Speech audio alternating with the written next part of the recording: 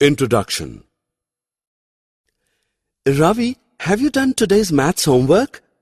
Yes, I have gathered some information about the different sports liked by the students of our class.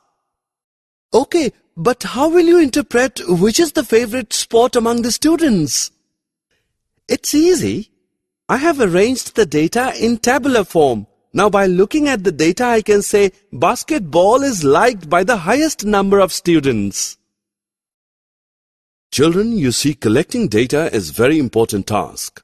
We can arrange data in different forms and get some useful information out of it.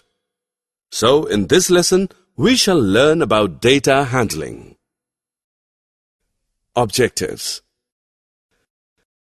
At the end of this lesson, you'll be able to recall the importance of collection and organization of data, calculate arithmetic mean, mode, and median of any given set of data, determine range of a set of data.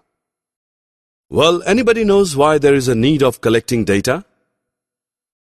Suppose we have a data about the runs scored by different Indian batsmen in a cricket match.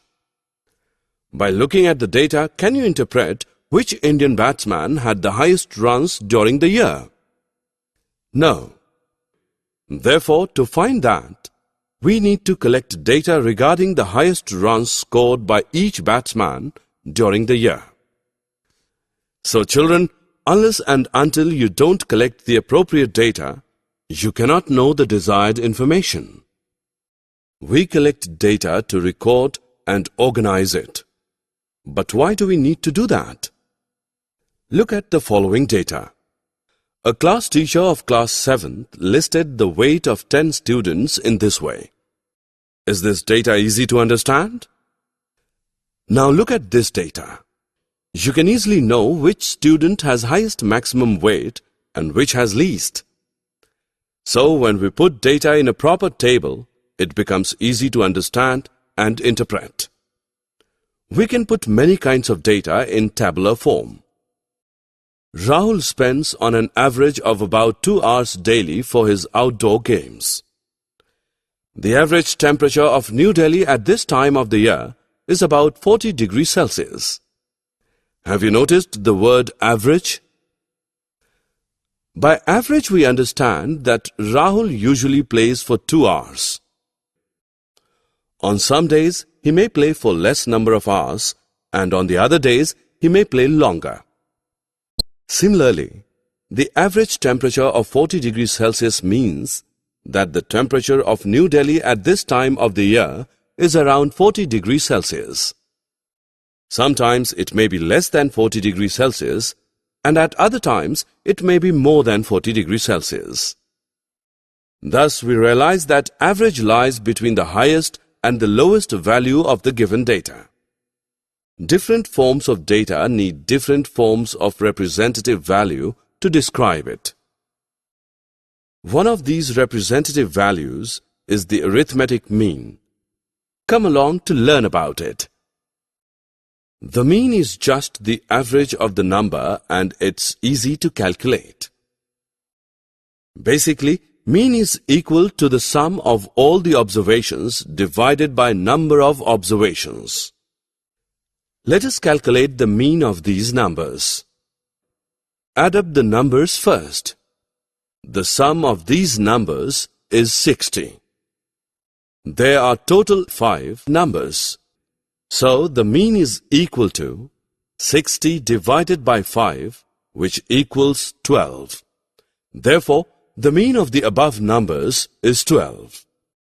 Rohit is an intelligent and very studious boy in the class. He gave his maths test 7 times to improve his marks. The data shown here is displaying the marks scored by Rohit. Can you calculate the mean test marks of Rohit? Let us first add up the marks, and the sum is 300. We know he gave maths test 7 times. So the mean marks of Rohit are equal to 300 divided by 7, which is equal to 42.86. The range of a set of data is the difference between the highest and lowest values in the set. To find the range, first order the data from least to greatest. Then subtract the smallest value from the largest value in the set. So children, now you can also find the range of any set of data. 5 participants completed their swimming race. Can we calculate the range of swimming time from this data? Yes, it's simple. First, order the data from least to greatest. Now subtract the least value of time from the highest. So the range of swimming time is 3.9 minutes. The mode is simply the number which appears most often.